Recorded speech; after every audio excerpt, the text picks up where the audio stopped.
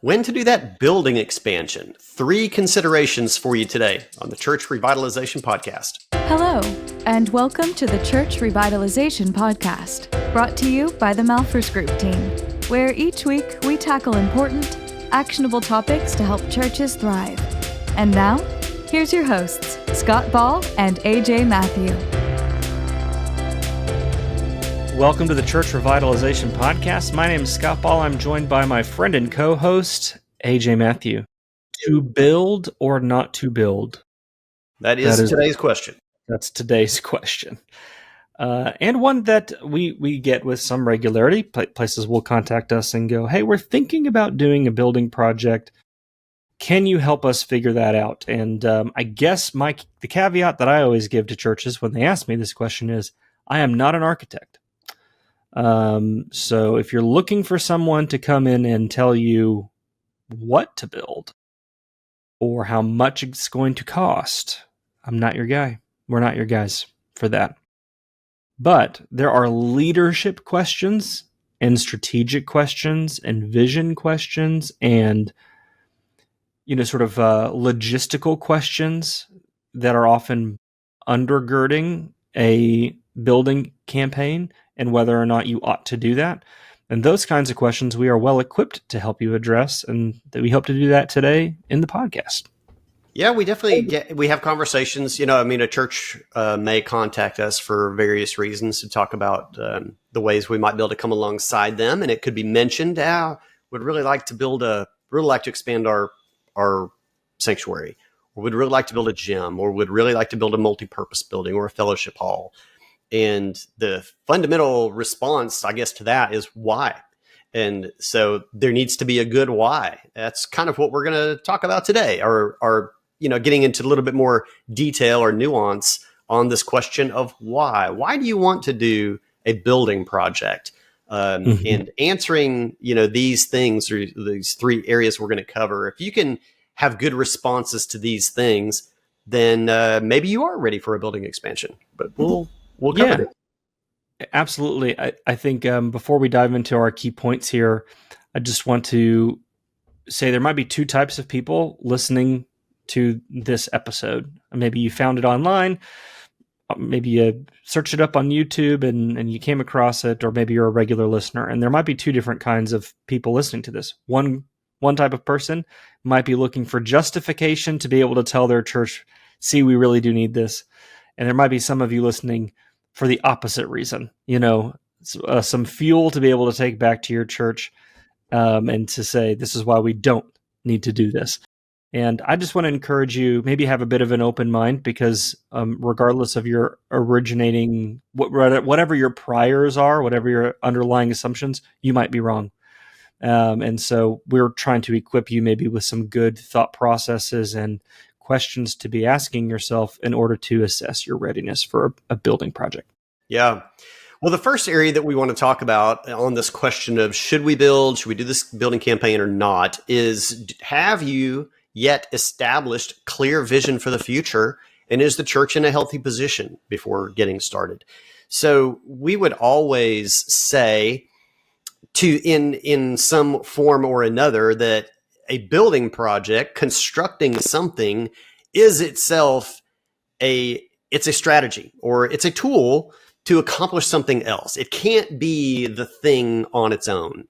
There has to be sort of the why behind it. So is this desire to do this driven by your mission and vision? And again, depending on what it is you're building, it would fit maybe into different parts of that. But this is kind of like the first thing that you have to, this first hurdle, I guess you would have to get over for us to say, yeah, that's a good idea to do that. And you would be able to clearly articulate, yeah, we've got a vision for the future. It involves this and this. And because of that, this is the tool that we need to accomplish our mission and vision, is this building thing. So this is the first question that needs to be answered, is can we explain why we're going to do this through our mission and vision? Yeah, totally. I mean, maybe I'm always trying to think like, what's a theological lens we can apply, or what's sort of a biblical parallel that we can look at. So, I mean, think about the construction of the temple versus moving out of the tabernacle, or even why did God institute a tabernacle in the first place? It had a purpose behind it. The end itself was not the building, was not the tabernacle first, and then the temple. That wasn't the end in itself. It was to have a place for God's presence to reside with his people. And there's this physical manifestation of a spiritual reality. And it gave physical place for the people to fulfill the sacrifices and the obligations, right?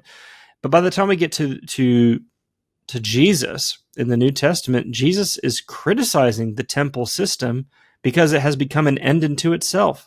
Just the sustaining of the temple itself for the sake of the temple itself, and not pointing to the greater spiritual reality that it represented. And so this can very much happen in a church where the building project becomes the end, like you're talking about, AJ, where the building project is the vision, or even church growth as a number is the vision, rather than what it's supposed to be representing. We're not anti-church growth. We want to see your church grow, but for what reason? For your ego, or for expanding the kingdom, for making disciples, for discipleship? What, you want to build a new building? I'm not against that, but why? Do you need it? Why do you need it? Yeah.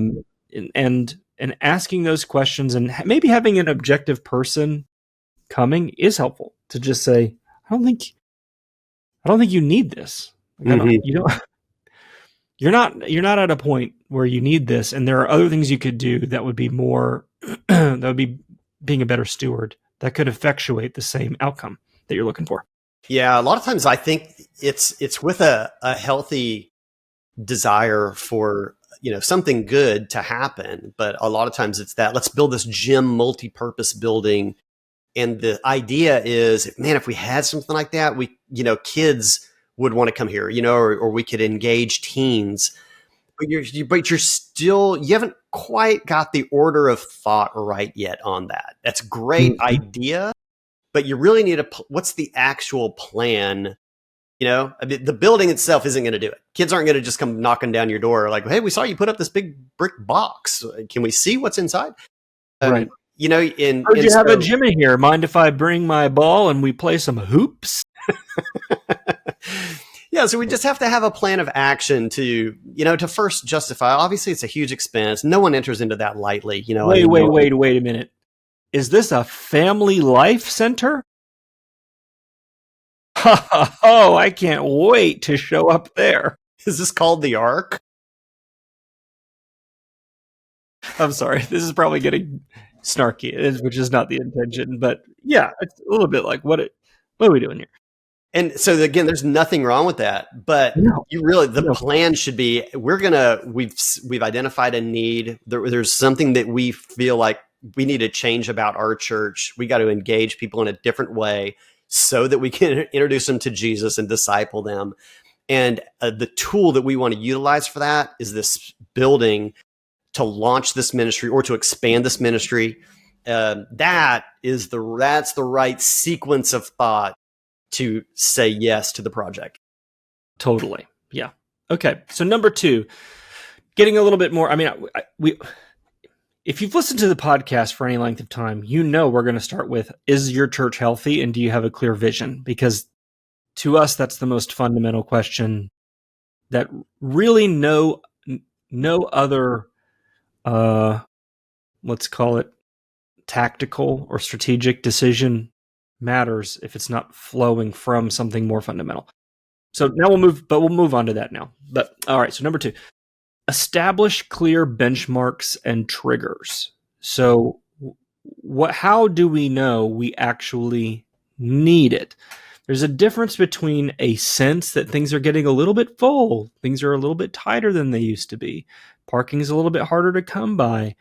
And then the massive leap from that feeling of things getting full to let's take on a, $2 or $5 or $10 million construction project.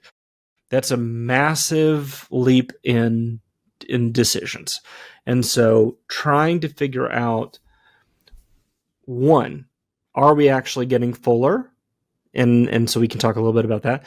Two, is this a growth pattern, or is it just kind of a busy season? A few weeks or even a few months of growth is not enough to substantiate a massive change. And then three, are we optimizing our space, our current footprint, the way that in an optimal way? Because some of you have older buildings that really weren't thought out well, or they couldn't have been. They were fine for what they were at the time they were built, but you have different needs and requirements in 2025 than you did in 1925. And so, are there ways for us to maximize our current footprint in a way that makes more sense? So let's talk a little bit about all of those things, about, are we actually full? Do we have a growth pattern? Are we using our space well? Yeah, there's a common rule of thumb that you've probably heard over the years. If you've got pews, you can go to like 80% capacity on that. If you've got chairs, usually people talk about maybe 90% capacity, because they'll leave that one chair, whereas in the pew, they'll leave like 1.5, hip widths between people. So those are probably okay things to consider. But have we really even utilized the space? I mean, have we gone to, 2 services, 3 services? Have we used any overflow space or other buildings, things like that? Are all considerations. I don't know, Scott, do you think in some, you can't make this blanket statement, but in a lot of cases, the building project is sort of on a spectrum closer to the last resort? Like, have we really maximized everything before we decide on a $4.5 million campaign? Yeah, I think so. I think you can also wait too long on a project. They may be listening, so I'll be sure I'm not using any identifying details, but I really, really recently was working with a great church that is wrapping up a facility project, and bless them, they were doing like 3 or 4 services, I think, in a space that was designed for comfortably 200 people. But they were having 1,000 people at this church on a Sunday morning. And it took them a while to get around to building a space that now they're still in 2 services, even though they built a facility. So, I mean, I think they almost waited too long. Yeah, because it was becoming very, very, very uncomfortable. But they wanted to be smart, and I'm not criticizing them, because I think they ended up doing an incredible job. They deserve to be commended for how efficiently they were able to get that project done, and quickly, once they really kind of put their minds to it and getting it done. But all of that to say, yeah, you can be too quick to jump into it too, and not really being thoughtful. Like, for example, okay, let's add a service. That's going to create some capacity. Great. But have you thought through the impacts on parking? Right. You add an additional service, you didn't add any parking. So if you have, so let's just say, hypothetically, you have 2 services, and there's and in between the first and second service, you have a Sunday school hour. Okay, you have managed the parking. You've got one set group of people. You've got the early service people are parked in the parking lot during the early service, and then there's going to be maybe some people coming in for the second service who are going to be at Sunday school, and some people who are staying for Sunday school who were in the first service. So maybe the peak usage of the parking lot is during the Sunday school hour, because you've got some bleed over there. And then the second service happens, and you have just second service people in the parking lot. Well, if you add a third service, a service is probably going to be higher attended than the Sunday school is. So if you have a whole service worth of people, plus you have Sunday school happening during the same time during one of the services, now you have more people than you have parking. So you created capacity in your worship space, but you have now not enough capacity for your parking, which didn't solve the problem. In fact, it's way worse to not be able to find a parking space than it is to not be able to find a seat. Because if you can't find a parking spot, you're just gonna go home. You're gonna be like, whatever, this isn't worth it. You might not come back a second time if you couldn't find a seat, but you wouldn't even show up for the first time if you can't find a parking place. So I think some churches they're not thinking things all the way through before they make a decision. They're just jumping straight to, well, we're going to do this. And that's a mistake. Yeah.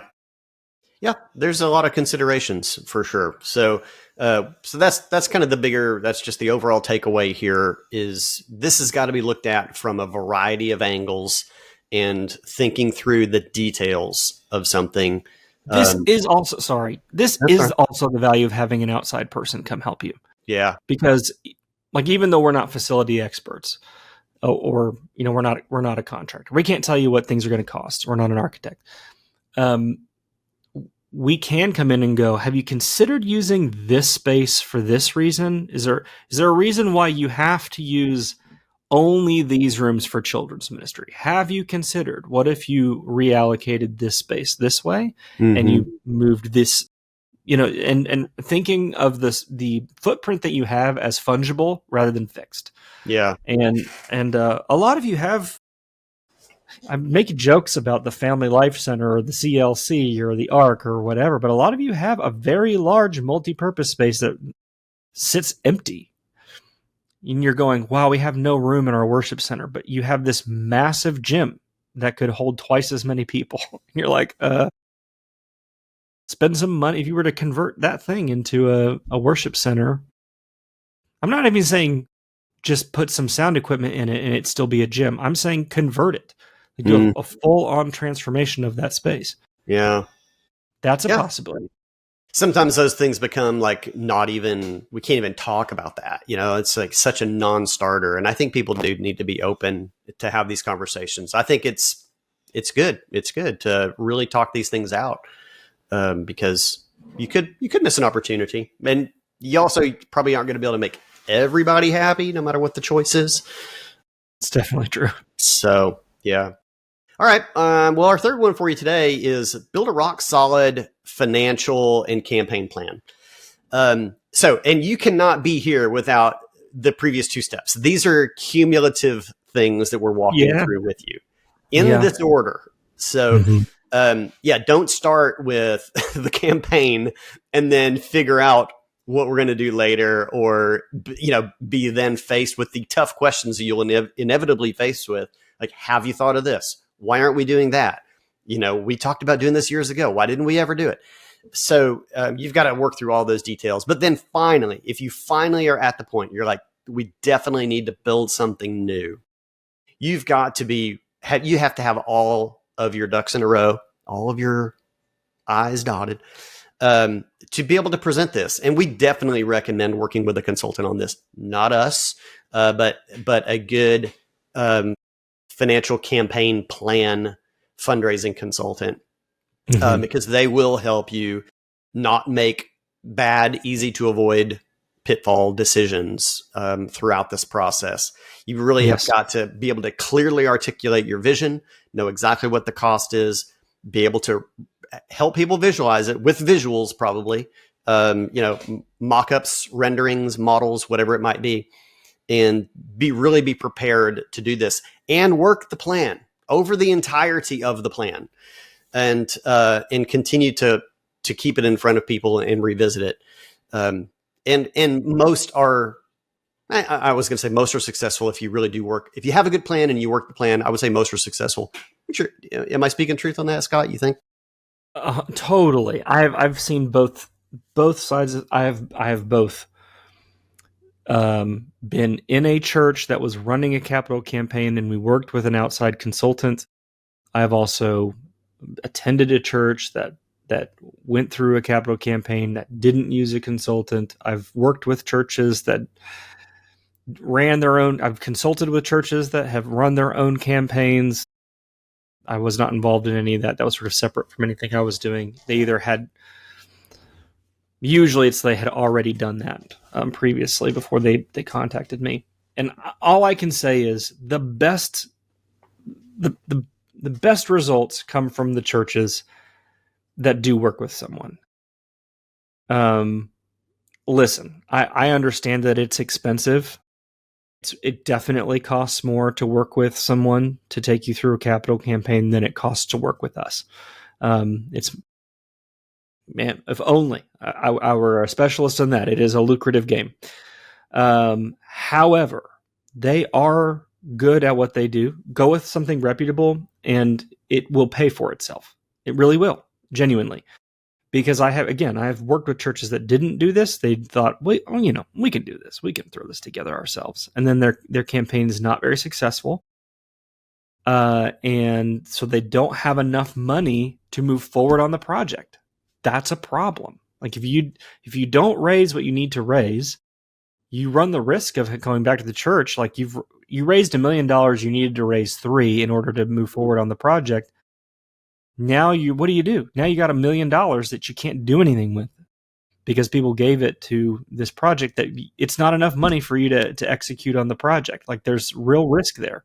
So that's why you want to bring in someone from the very beginning who will tell you, they'll do a study. They'll do a giving study and they'll go, all right, given what we know about the numbers of your church, here's the range, sort of the conservative range and sort of the stretch goal on what we can expect to bring in on a capital campaign based on your real numbers. And then they will say, okay, therefore you can take on a project of X scope. This is the scope of a project that you can take on realistically. Then you can work with your contractor, you can work with your architect to go, okay, what kind of expansion plans can we do in this budget, in this price range? Then you have to have all of these considerations about, are we going to take on debt or not? I would encourage you, this is just Scott Ball's personal opinion, and I'm not even speaking for AJ or the Malphurs Group or whatever. Get a loan, please. I have worked with lots of churches, many churches, that have incomplete, halfway done construction projects because they didn't have enough money. And so the project that would have cost them $2 million when they started 15 years ago, but they didn't want to get a loan. And so now they have over time, now the project cost has ballooned to $4 million or $5 million, and it's still not done because they don't have that much money. Yeah. And so whatever interest they would have paid potentially on a mortgage, or definitely, not potentially, they would have, but they could have paid it down early, and not paid as much interest.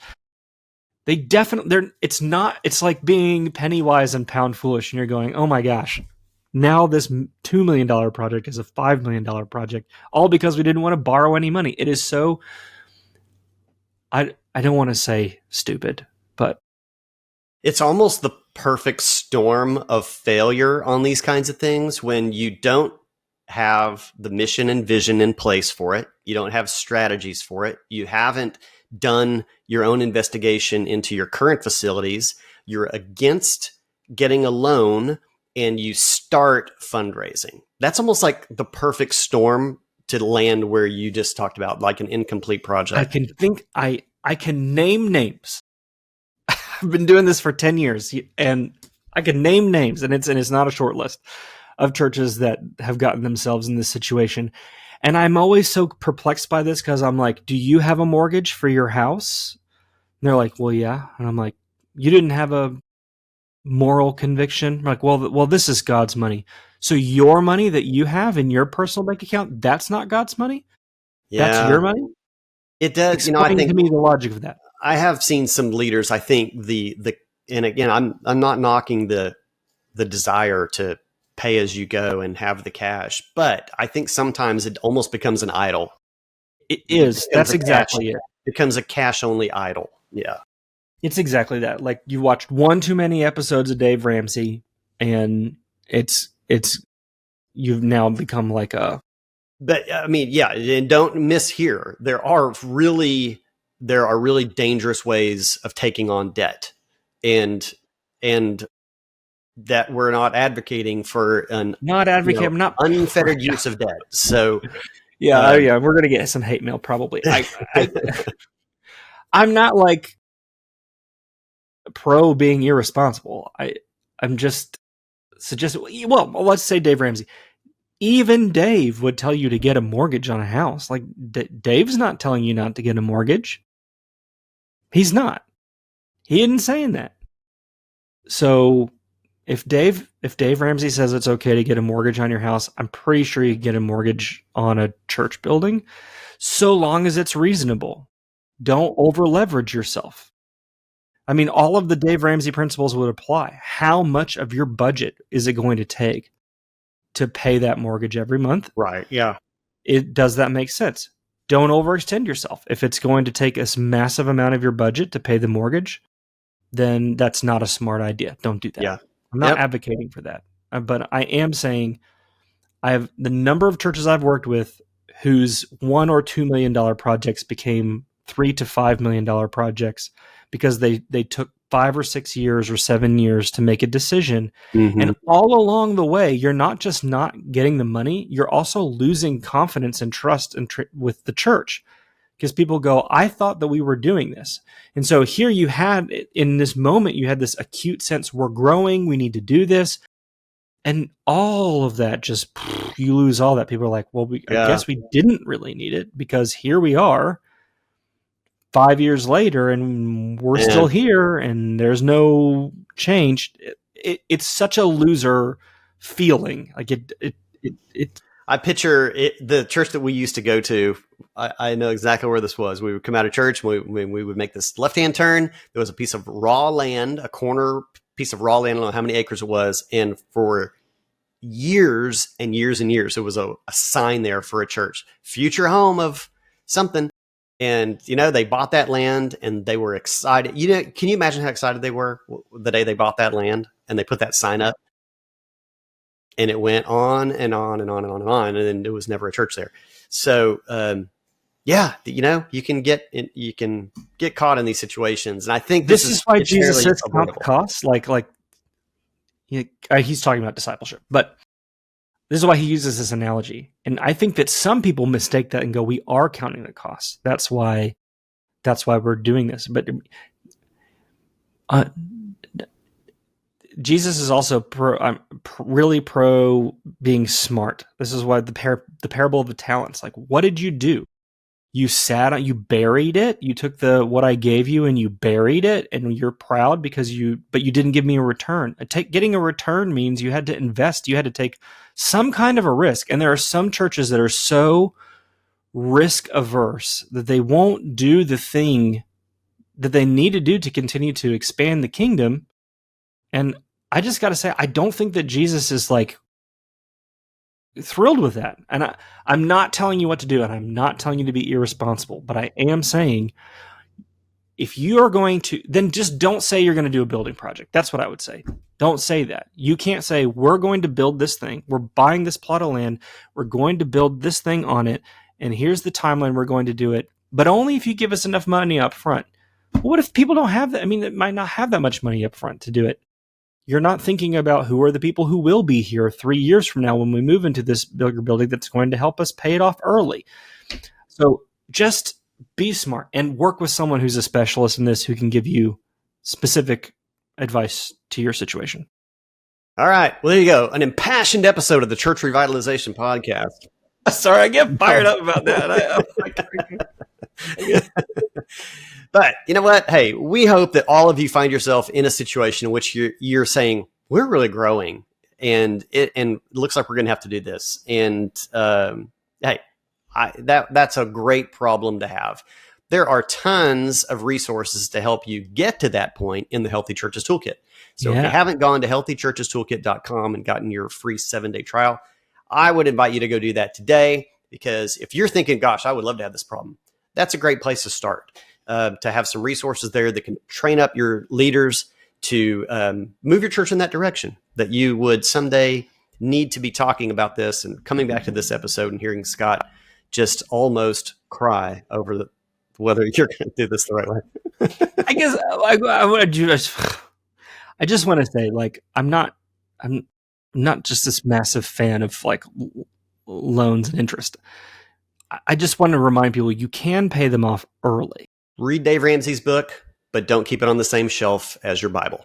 And with that, we're glad you were with us this week for the Church Revitalization Podcast. Show notes link in the description below on YouTube or in your podcast app. We're sure glad you're with us this week. We'll see you.